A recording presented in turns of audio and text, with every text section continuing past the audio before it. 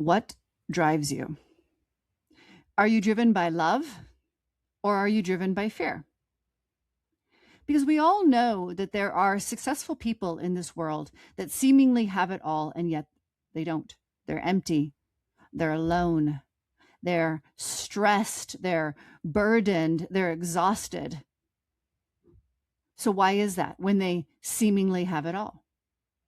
When they have seemingly created, perhaps, everything they desire, why is it not what they desire? Because they are driven by fear.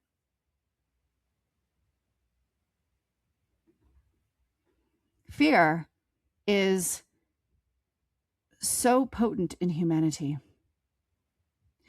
We don't know how to love ourselves. I'm not talking about love for others. Love for others is oftentimes a scapegoat. Sure, you can love others, but do you love yourself? That's the question. Conscious creation is self-love. It is where you choose you over the fear, over the anxiety, over the pressure, over the guilt, over the shame, over all of the other. And it is where you learn to actually show up here now, in the present moment, embodied.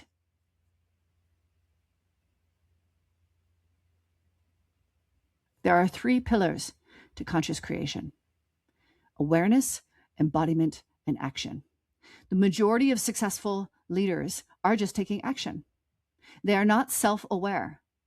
They might have a level of awareness, but the amount of leaders who are disassociated from their body, that's not awareness.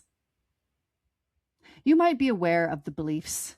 You might be aware of the stories behind the beliefs. You might have a level of spiritual awareness, but real awareness is actually felt in the body, where awareness moves into the second pillar of embodiment. Feeling everything and not identifying with it, and choosing from which energy, which sensation you take action from. Action is the third of the 3 pillars. When you're just constantly taking action and you're not even pausing to breathe, I can guarantee you, you are driven by fear, scarcity, lack. It doesn't matter. You distill it down, it's fear. And ultimately, it's the belief that we are separate from source. So you have to control, and you have to perform, and you have to do, and you have to make it all happen. And it still ends up flat, not alive, not nourishing. Self-love takes courage. And we have been taught that self-love is selfish.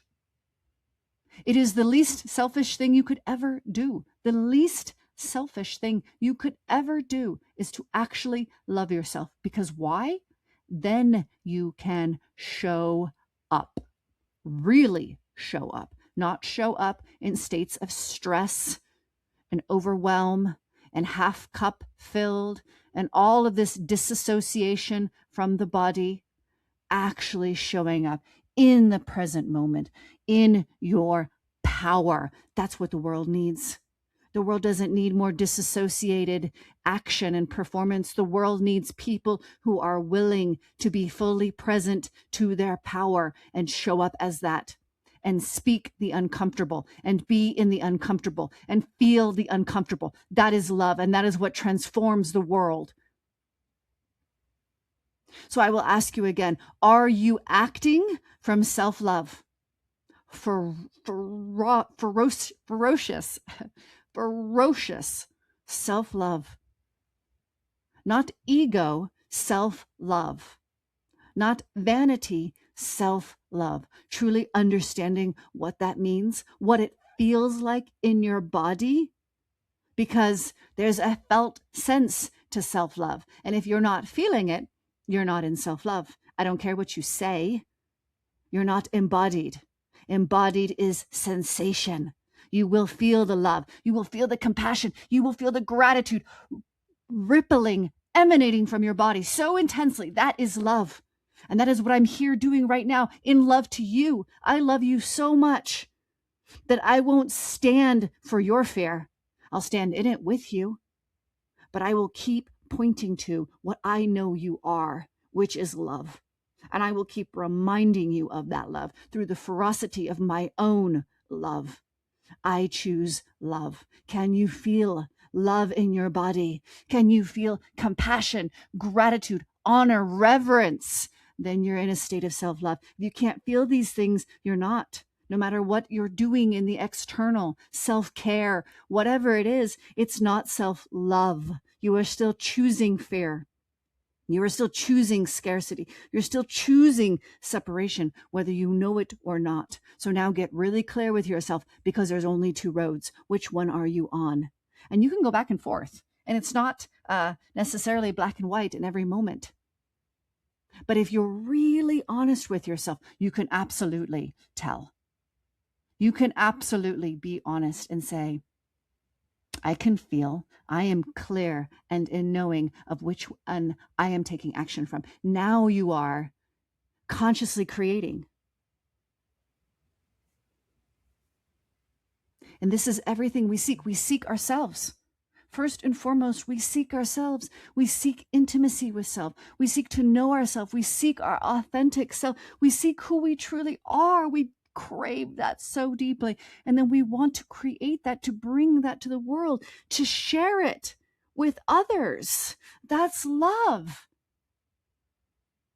When you create from that space, you create a life that is nourishing, a life that is truly peaceful, not calm and disassociated, which is not peace.